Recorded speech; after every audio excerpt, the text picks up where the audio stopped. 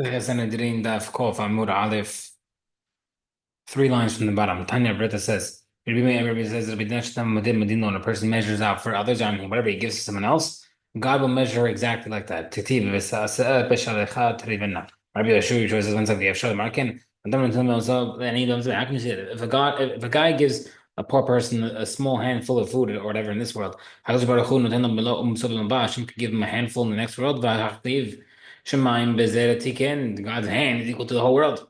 Rabbi Meir says, what do you mean? How do you not say that? Ezo midah merubah. What's considered a bigger measure? Midat tova merubah or midat puranut merubah?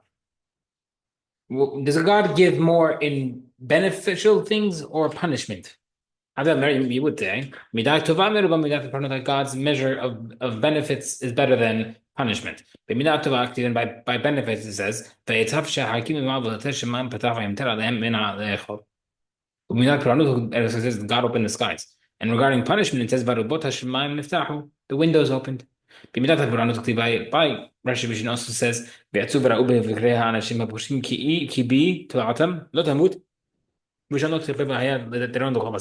the fire kept on burning their corpses. So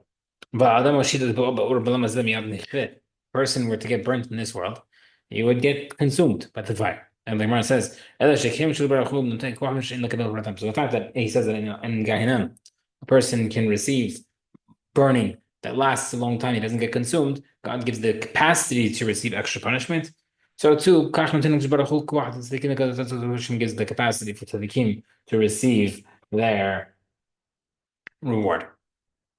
Rabbi Akiva said also read other books. What is that? Tana B'Sefer Min. Rabbi Akiva is referring to books that are belonging to the Apikorsot. That is considered outside books. You know all about.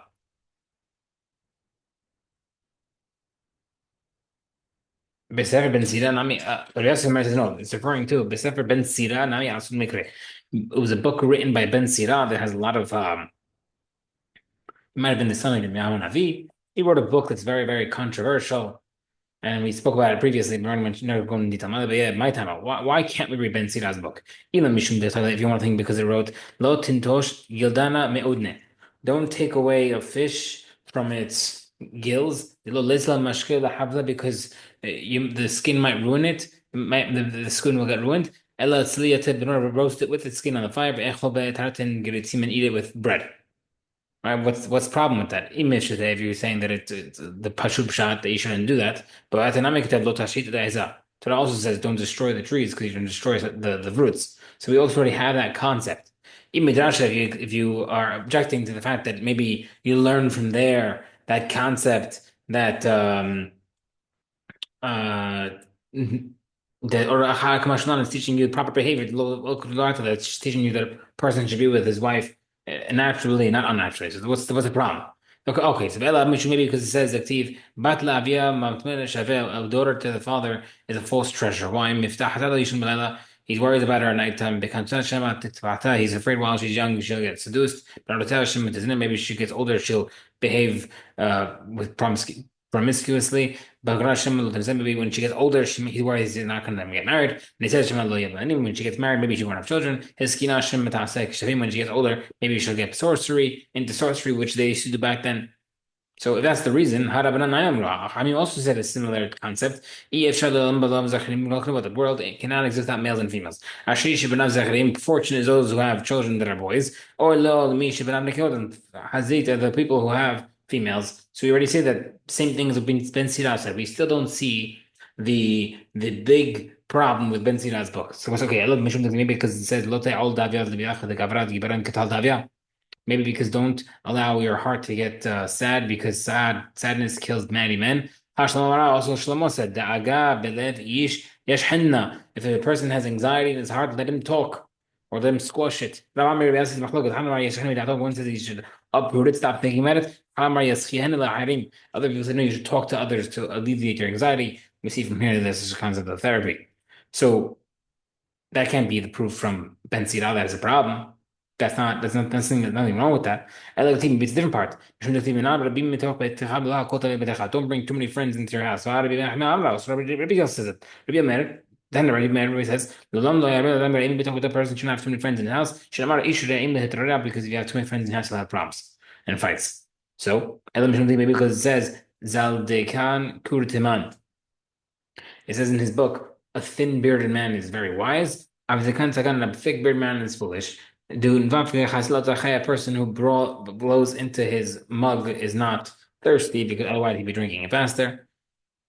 And if he says, "Am I amar b'mai ichu lachman?" If a person says, "What am I eating my bread with? What can I dip it into?" Lachma sav mineh, take the bread away because obviously he's not starving. Man de itle ma'abarta b'digna, a person who has a piece of his beard missing. Kula ama lo yachlile, the entire world can't defeat him because he's picking at it and he stinks in a lot of deep thought. These are seemingly unnecessary things in the book, and that's why you can't read it. Mari says, "Mile ma'alta de it badashin." Even though we can't open up the book and start reading it, there are good things written in the book. For example, Isha tova matana tova b'hai kireh lakim tinaten. A good wife is a precious gift. She's given into the hands of a man who fears God. Isha ra'at tzarat leba'ala. A bad wife is like a tzarat to her husband. Why can he fix it? Literally, you got to if he kisses her, if he divorces her, he will be healed. Isha yafal asher ba'ala. A beautiful wife is good to her husband. It's positive for the husband. His days seemingly will be doubled because he'd be so happy. Hide your eyes from a charming woman because you'll get caught. He's referring to adultery. And therefore don't hang out with her husband to drink with him because then you'll be around her. Because many have been destroyed in Gehinnom because of the adultery with a beautiful woman. And she has many victims. Rabbi Mayu b'tze'er Rachel, peddlers are men who go away a long time at a time, and they come back and they see their wives. Sorry, peddlers go into the houses of people to sell stuff. So if a man comes home and sees his wife with a peddler, he thinks that she's committing adultery and just start hitting the peddler. She says the peddlers used to get hit a lot. Those who have a habit of being next to immorality are like a spark next to a coal, meaning if adultery destroys everything that you own. Just like a coop is full of birds, so too the people going with it are full of problems and issues. So a bird coop, if it's full, you'll see feathers sticking out. So too, and you won't see the birds. So too, regarding a house that has adultery issues, you could sense it without actually seeing it. Minam rabim mitach betecha v'lo hakol tavila. Betecha with his word don't have to mean to come into your house. Many people are going to ask about you, how you feel, how you doing, but don't reveal your secret to everybody. Reveal it only 1 in 1,000. Only have a close circle of a few people. Guard your words from people, even those who are close to you, like your wife, if it's a very important secret. Don't be worried about tomorrow because you don't know what will happen today. Because maybe they won't be here tomorrow. And therefore you're worrying about a world that's not yours. Who said, don't worry about what's going to happen in 40 years from now. All the days of a poor person is bad. Ben Sira also includes the nighttime. Because his house is the lowest roof in the city, and all the roofs are water is going on it. And at the top of the mountain is his vineyard.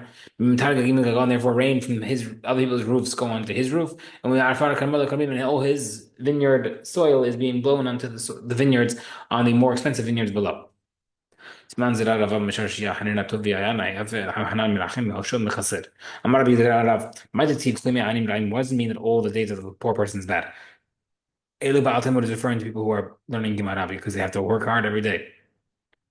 But Tov lemishtei tamid was a person who has a good heart. Elu Baal mishneh people learn Mishnah because they have halacha. Ravad Amar Ipicha, Ravad is the opposite. It's more enjoyable to learn Gemara. Vayne the Mara b'Mishnah shemid Ravad ma'ayativ masya avnei mi'atzeh behem. Elu Baal Mishneh is referring to Mishnah. Bokei ha'etzim yisachin bam. Elu Baal Tamid is referring to Talmud. Rabbi Hanan Omer, persons who considered a poor person is bad all day, every day, it's referring to the person who has a bad wife. He told them, is referring to a good wife. Rabbi Hanan Omer, the person who has, like a poor person is bad every day, the person who's very easily squeamish, she gets grossed out easily. Good heart is a continuous feast every day. He's someone who's more tolerant, he has more ability to accept. Rabbi Yohanan Bar Klima Ayin Raim Zeh Rahmani. Person who's considered bad is what's bad for a person if he's too compassionate, everything will affect him. We told the Mishta Tamir person is always good. Zeh Achzari, someone who's more callous, he can handle more things. Rabbi Yeshua ben Meir Klima Ayin Raim Zeh. This refers to that talks to a person who's short-tempered. Every day is bad. Tell the Mishnah Tamid Zed Shatu to a person who's more patience, he'll have better days. Remember, what do you mean? According to the Pashup Shah, every day for a poor person is bad because you won't be able to eat well. But we know that there's organizations in every city, even back then, that took care of the Aniyim by Shabbat and Tov. So it can't be every day. It's a lot of days. The Gemara says, "No, a change in your diet can really hurt your stomach, and therefore, yes, once a week they would get special food, or by the Hakim they get special food, but it will cause a different problem in their stomachs." If someone sings a regular song with the words of Shira Shirim, a person reads the pasuk in an inappropriate time at a party, brings bad to the world. Because Torah will act like it's morning, and go for Hashem, and say to Hashem, their children are making me like a guitar. Amarla, Beti, my daughter, okay, well, rather than be them eating and drinking. Amarla Torah says, no, don't shalom. In Bali Mikrahin, if they learn Mishchamash, Yaskubu Torah, Mikazim, let them Tanakh. If they learn Mishnah, let them Mishnah, Yaskubu Mishnah, the Chod Agadot, learn Mishnah, Halacha, and Agadah. If they learn Talmud and Talmud Gemara, Yaskubu, the Chod Pesach, Pesach, the Chod Hatzir, the Hag, the Hag, learn the Hagim, Halachot. They shouldn't do this by singing about these holy Pesukim. The Gemara says, "Ed Bishmon Be'azar Bishmon Bishmon Bein Hanina." Kol Kol Pasuk is Mano. Whoever reads the Pasuk at the right time, maybe to them bring good to the world. Shneimar Pasuk is the Bar Be'etom Matov. By the Chesh Makal Pasuk, Mishnah says that person who says the pasuk over a wound. He says so seemingly he won't have alamaba. Now depends. Seemingly this is machloket. Rabbi Yochanan uvro kekba. This Mishnah says that it is only if you say this pasuk and you spit on the wound. Because it's disrespectful to say Hashem's name after spitting on over spit. Itmar says, you can't even say it on the pasuk from Tzerat. I'm sure you can't even say any pasuk. Not the Tzara pasuk, and not even as regular pasuk of Vayikra Moshe. Okay, Tanabran. Sachin Mashim Bibnei Ayin B'Shabbat. The person can anoint and massage the stomach of a person who's sick on Shabbat. Below Hashin Hashim Shabbat. You can also say Shabbat pasukim to kiss away snakes and scorpions. Ma'aberdin Kli Agav Ayin B'Shabbat. You can also put a cold item on someone's eye on Shabbat to help him. It only applies to a vessel that is allowed to be handled on Shabbat. It's not muktzeh, but it's a muktzeh item. You can't put in the eye. And you can't ask shindalas for things on Shabbat. You used to be able to ask them where your lost item was. Instead of saying the pasuk, you used to call a demon. Rabbi Yisrael, you can't do it during the weekday. When it says we don't do it at all. Then Rabbi Yisrael didn't say it only because we're worried that the demon might hurt the person. Happened to him. The demon put him into a cedar tree. A miracle happened. The cedar tree opened and he came out. You can anoint and massage the belly on Shabbat as long as you don't do say when during Shabbat. Hey, David, so how do you do it? First put the oil in the stomach and then massage it. Rabbi Yochanan said no. Do it at the same time. You're allowed to ask questions to demons of oil and demons that come out of eggs. But we shouldn't do it because they could lie to you. Therefore, you should they can only do this over a vessel with oil inside. But they don't do oil in the hand. And therefore you can anoint the body with oil for someone's hand on because you're not worried that it was used by demons. But don't use some oil from a vessel. They went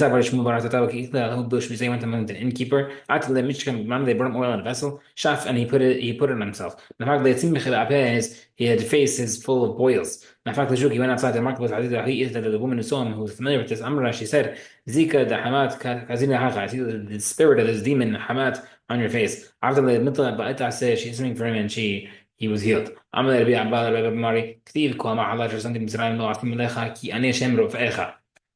So it says, if any disease that I put on Mitzrayim, I won't put on you because I am Hashem, your healer. If Hashem's not putting in us, I need a healer.